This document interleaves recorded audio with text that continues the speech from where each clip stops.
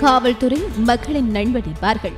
ஆனால் சேலத்தில் சாலையோர வியாபாரிகளை மிரட்டி பணம் பறிக்கும் காவலர் ஒருவரின் வீடியோ வெளியாகி சர்ச்சையை ஏற்படுத்தியுள்ளது. இந்த சம்பவம் தொடர்பில் பலதரப்பட்ட புகார்கள் எழுந்த நிலையில் இது வீடியோ காட்சியாகவும் வெளியாகியுள்ளது. சேலம் புதிய பேருந்து நிலையம் அருகே சாலையோரத்தில் பல உணவகங்களும் பல பானிபூரி கடைகளும் உள்ளன.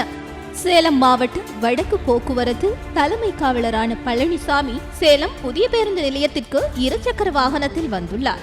இந்நிலையில் அவர் குடிபோதையில் இருந்ததாகவும் கூறப்படுகிறது. இவர் வீதியோரங்களில் இருந்த ஒவ்வொரு கடையாக சென்று மிரட்டி பணம் வசூலிப்பது அந்த காட்சிகளில் காணக்கூடியதாக உள்ளது.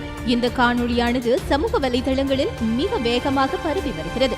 இவர் சாலையோர வியாபாரிகளை மிரட்டி பணம் பறித்து வருவது வாடிக்கையாக நிகழ்வதாகவும் தலைமை காவலர் பழனிசாமி மேல் உரிய நடவடிக்கை எடுக்க வேண்டும் எனவும் பலரும் கருத்துக்கள் வெளியிட்டு வருகின்றனர். செம்மையாக சேவை செய்யும் காவல்துறையினர் எத்தனையோ பேர் இருக்க இவ்வாறான காவல்துறையினரின் செயல்பாடு காவல்துறையினருக்கே இழுக்கேற்படுத்தும் வகையில் உள்ளதாக பொதுமக்கள் தங்கள் கருத்துக்களையும் பதிவிடுகின்றனர்.